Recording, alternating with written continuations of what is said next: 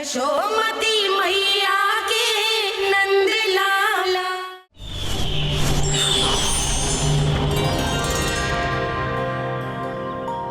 श्री नारायण के वाहन पक्षीराज गरुड़, मैं संपूर्ण सर्प जाति की ओर से आपसे एक निवेदन करने आया हूँ।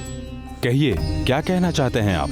हे पक्षीराज, यदि आप हम पर ऐसे ही आक्रमण करते रहे तो शीघ्र ही हमारी प्रजाति समाप्त हो जाएगी। इसीलिए हमारी आपसे विनती है, यदि आप उचित समझें तो सर्पों के किसी एक घर से हम आपको एक सर्प प्रतिदिन अर्पित करेंगे। आप उसको आहार बनाइए और अन्य सर्पों को जीवित रहने का अधिकार दीजिए। मुझे स्वीकार है। तब से प्रतिदिन किसी एक घर से एक सर्प गरुड़ के भोजन के लिए भेजा जाने लगा। समय के साथ मेरे घर की भी बारी आई, परंतु मैंने एक बहुत बड़ी भूल कर दी। समय आ गया है स्वामी, आज गरुड़ के आहार के लिए इसे चुना गया है। कौन है यह गरुड़ और क्यों दूं मैं इसे कोई भेंट? स्वामी, सभी सर्प राज्यों और गरुड़ के बीच में यही समझौता हुआ है, हमें इसका सम्मान करना ही होगा। मैंने कोई समझौता नहीं किया, मैंने कोई वचन नहीं दिया और ना ही मैं किसी गरुड़ से भयभीत होता हूँ। यदि इस राज्य में किसी को सर्पों को अपना आहार बनाने का अधिकार है तो वो केवल मुझे है। अब से गरुड़ को दी जाने वाली हर भेंट मुझे दी जाएगी, महाविषधारी महान नागराज कालिया को। यह और कुछ नहीं, मेरा अभिमान था प्रभु, और यह मेरे इस जन्म की सबसे बड़ी भूल थी, क्योंकि फिर जब गरुड़ को इस बारे में पता चला तो। कालिया, अभिमान में आकर तूने अपने काल को ललकारा है। जिस कालिया के नाम में ही काल छिपा है, तू उसे ललकारने का दुस्साहस कर रहा है गरुड़। स्वयं को भगवान विष्णु का वाहन कहता है तो वाहन का ही कर्म कर। स्मरण रख, इस धरती के सर्वश्रेष्ठ योद्धाओं के लिए भी मैं मृत्यु का दूत हूँ। विनाश काले विपरीत बुद्धि। तो जैसे मूर्ख सदा इस युक्ति को सार्थक करते आए हैं, अपने विनाश को आमंत्रण किया है, तो अब भोग।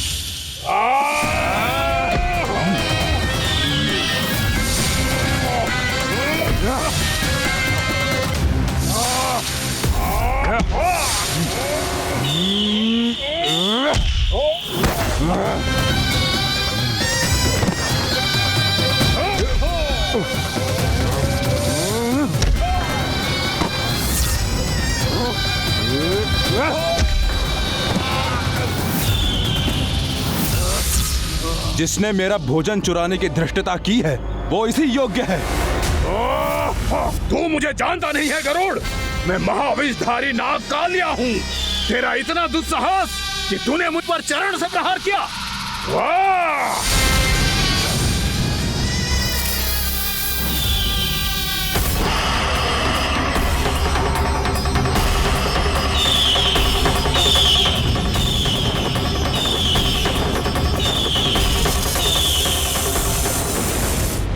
मैं अपने अभिमान में भूल गया था कि गरुड़ मुझसे कहीं अधिक शक्तिशाली है।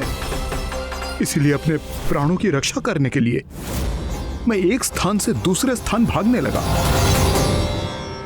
नदियां, पर्वत, यहां तक कि मैंने सागर भी लांघ डाला, पर मैं जहां भी जाता गरुड़ के रूप में मेरा काल वहीं आ जाता।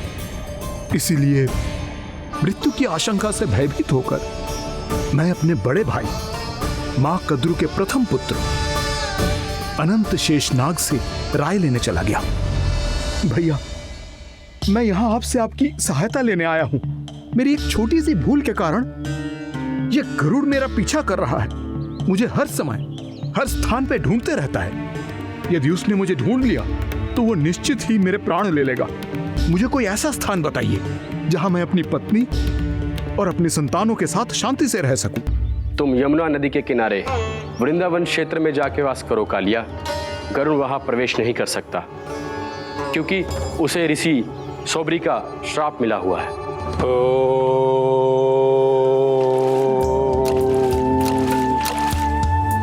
ध्यान और तपस्या का नित्य कर्म करते हुए ऋषि के मन में मछलियों के प्रति प्रेम भाव इतना बढ़ गया कि वो भूल गए सभी जीव खाद्य श्रृंखला का भाग होते हैं। और मछलियाँ भी इस नियम की अपवाद नहीं है।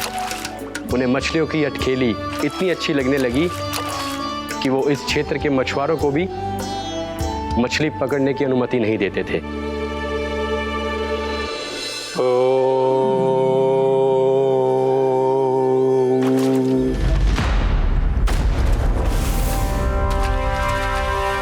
उस दिन वो उस पक्षी को नहीं रोक पाए, पर तब से सावधान रहने लगे।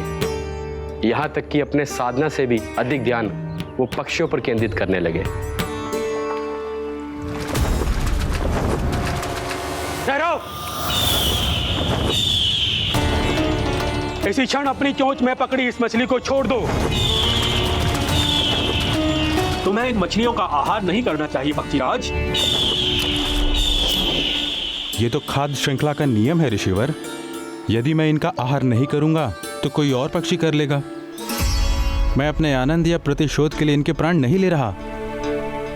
ये तो बस मेरा भोजन है। पर यह मेरा तपस्या स्थल है। तुम यहाँ शिकार करके मेरी साधना में विघ्न नहीं डाल सकते पक्षीराज। यदि आपकी यही इच्छा है तो मैं आज के बाद यहाँ नहीं आऊंगा।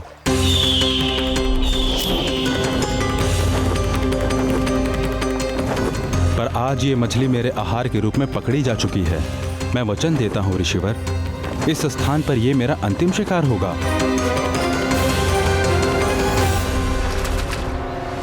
आज के बाद यदि तुमने वृंदावन की निकट उड़ान भी भरी तो तुम सैकड़ों टुकड़ों में फटकर मारे जाओगे पक्षीराज। ये मेरा श्राप है।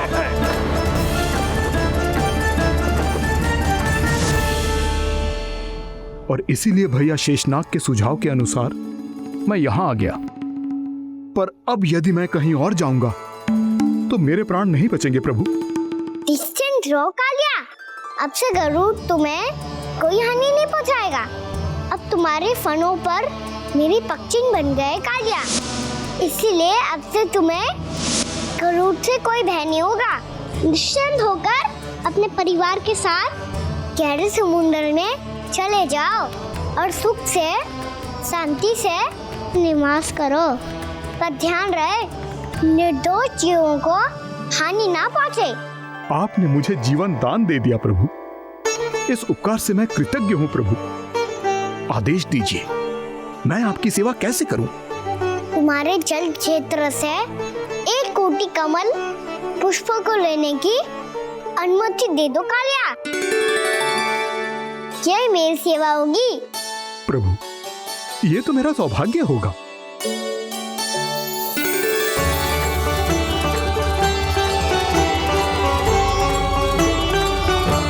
एक कोटि के स्थान पर हम 3 कोटि कमल पुष्प ले आए प्रभु। मैं तुम्हारी सेवा भाव से प्रसन्न हुआ कालिया। रमनाक द्वीप पर चले जाओ ताकि तुम्हारे कारण फिर कभी किसी निर्दोष जीव को हानि ना पहुंचे और ना ही तुम्हारा विष मेरे प्रिय यमुना नदी के जल को दूषित कर पाए। मैं तुम्हें आशीर्वाद देता हूँ। आज यहाँ मेरे द्वारा तुम्हें दिए गए इस आदेश का स्मरण जो भी भक्त करेगा और प्रातः काल और संध्या काल में इसका उच्चारण करेगा, उसे फिर कभी किसी संकट से कोई भय नहीं होगा। ये स्थान अब से काला कुंड के नाम से जाना जाएगा। यहाँ पर स्नान करने वाला और देवताओं को इस क्षेत्र से जल का अर्घ्य देकर प्रसन्न करने वाला भक्त यदि मेरा स्मरण करके पास रखेगा तो वो अपने सभी पापों से शीघ्र ही मुक्त हो जाएगा।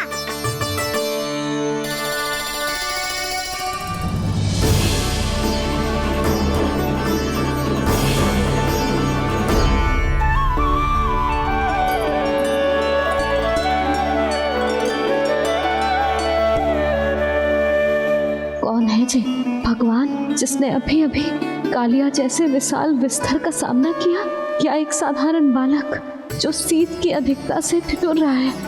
क्या करूं? मैं लल्ला को ममता के आंचल में छुपा लूं या भक्त बनकर प्रभु की लीला देखती रहूं? क्या करूं मैं? कितना ठंडा था जल, बहुत सर्दी लग रही है। सर्दी से तड़पते हुए कैसे देखूं इसे? अभी जाके अपने पल्लू से सुखाती हूँ। हृदय से लगा के स्नेह की आंच दूंगी तो सर्दी पल भर में छूमंतर हो जाएगी।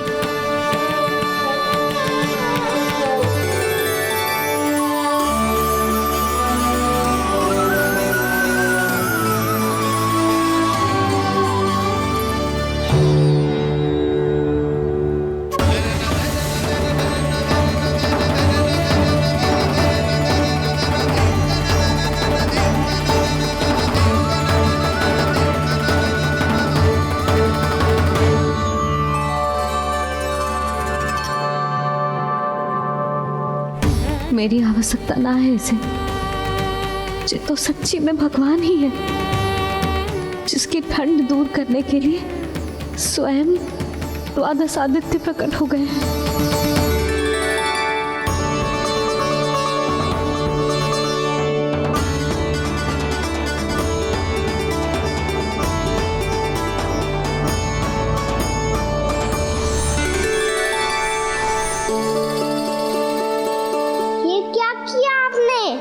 मैया मुझे अपने हृदय से लगाने वाली थी कि आप सब प्रकट हो गए।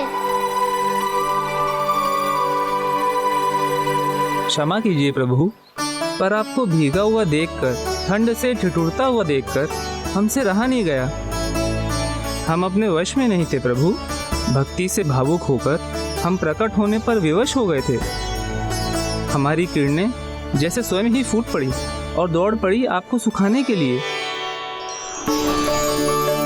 मैं आपका प्रेम, आपकी भक्ति समझता हूं आदित्यगण, और इसीलिए इस समय मैं जहां खड़ा हूं, इस स्थान को द्वादश आदित्य टीला के नाम से जाना जाएगा। द्वादश आदित्य टीला के नाम से जाना जाएगा। द्वादश आदित्य टीला के नाम से जाना जाएगा। हम धन्य हो गए प्रभु। और कहाँ जा रहा है? जो गड़बड़ किया है उसे सुधारिए तो सही। प्रभु आज्ञा दीजिए। अपना दाब इतना अधिक बढ़ा दीजिए कि मुझे स्वेद आने लगे, ताकि मैया मुझे स्वेद में लीला देख के और भूल जाए कि मैं भगवान हूँ, और मैया मुझे अपनी गोद में उठा के ले जाए।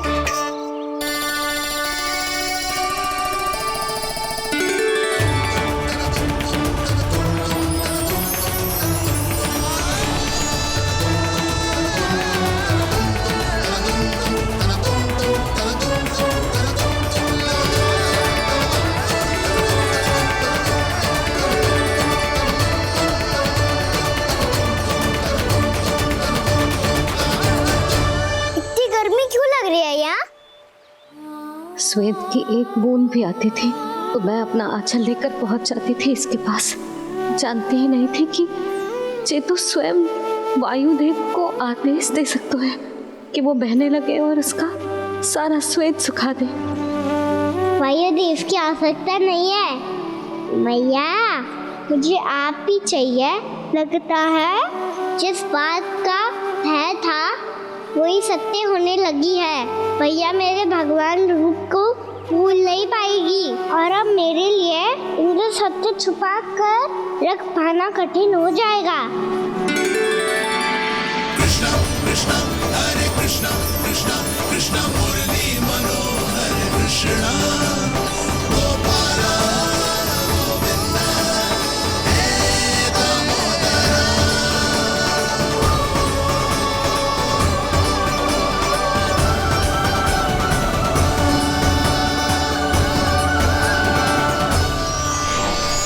प्रभु, आपके श्वेत से बने इस प्रसंगदान सरोवर का प्रणाम स्वीकार कीजिए।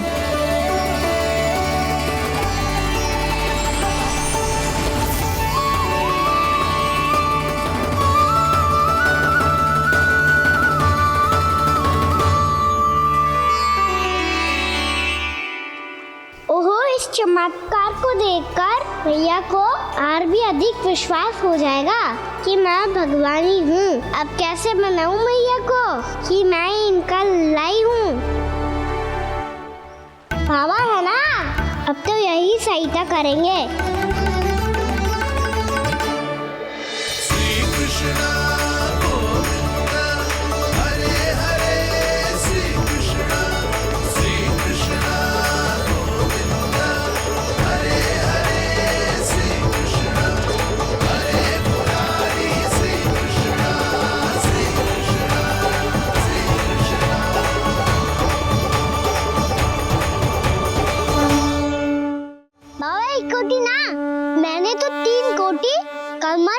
पुष्पों का प्रबंध कर दिया है और चिंता करने की आवश्यकता ना है।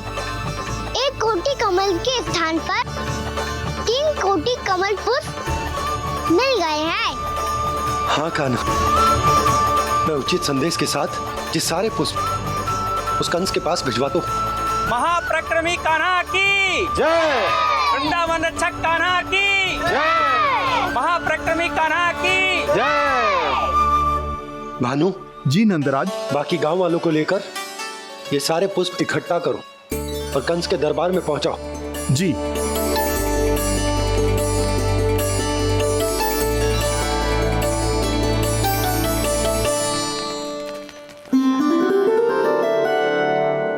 मैया, कौन हो तुम? मुझे पता था मैया, जब आपको सत्य पता चलेगा तो आप मुझे मैया की तरह स्नेह ना कर पाओगी, इसलिए आज तक सत्य छुपाता आया हूँ ताकि आपकी ममता, आपका प्रेम अनुभव करने का अवसर मिलता है मुझे। और फिर आज को बताया था ना,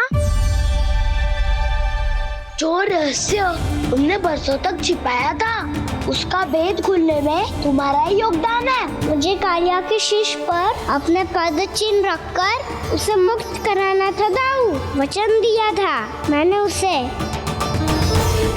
इसके अतिरिक्त निर्दोष पशु पक्षियों के जीवन को कालिया के विष से ही बचाना था मुझे। इसमें कंस को तो सम्मिलित करना ही था ताकि जब मैं कालिया का सामना कर रहा हूँ तो वो किसी और असुर को समस्या बनाकर वृंदावन ना भेज दे। पर इस सबसे बड़ा एक कारण और था दाऊ, मैं चाहता था कि मैया को सत्य पता चल जाए। और क्यों कहा ना, क्योंकि मुझे लगने लगा था कि मैया से ये रहस्य छुपाकर इनके साथ धोखा कर रहा हूँ। अपराध बोझ से दबा जा रहा था मैं।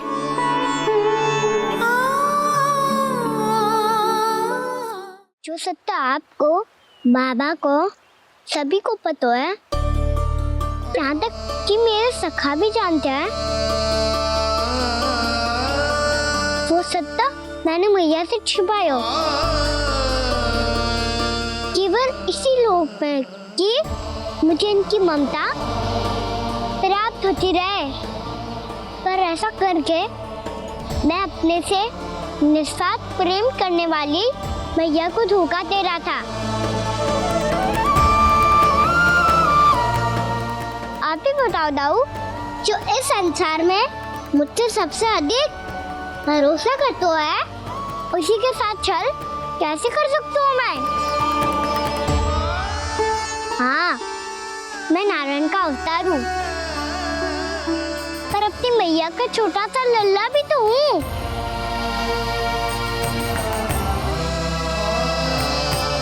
इसीलिए तो यमुना जी में छलांग लगाने का एक कारण इस गेंद को लेने जाना भी था। ने स्नेह से बनाई थी मैया ने गेंद, इसे अपने से दूर कैसे होने देता मैं?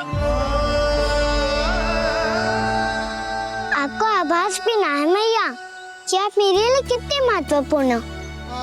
ये सत्य है कि सभी देवता, प्रकृति, भक्त, ये सब है मेरा ध्यान रखने के लिए, मेरी सेवा करने के लिए।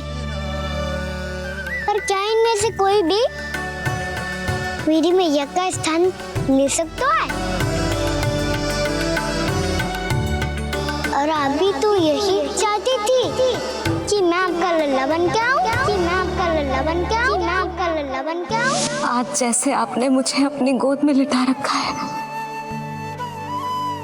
क्या कुछ ऐसा नहीं हो सकता कि शीघ्र ही मुझे आपको अपनी गोद में खिलाने का अवसर मिल जाए?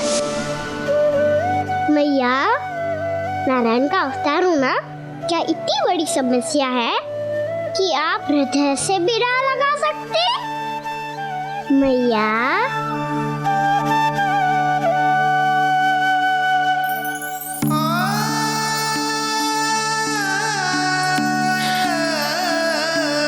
मेरा कान्हा, मेरा लल्ला।